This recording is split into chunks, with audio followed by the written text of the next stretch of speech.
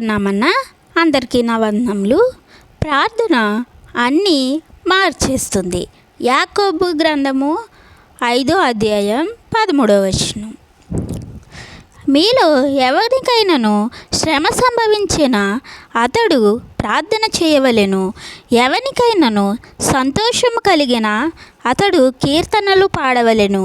మీలో ఎవడైనాను రోగి అయ్యున్నాడా అతడు సంఘపు పెద్దలను పిలిపింపవలెను.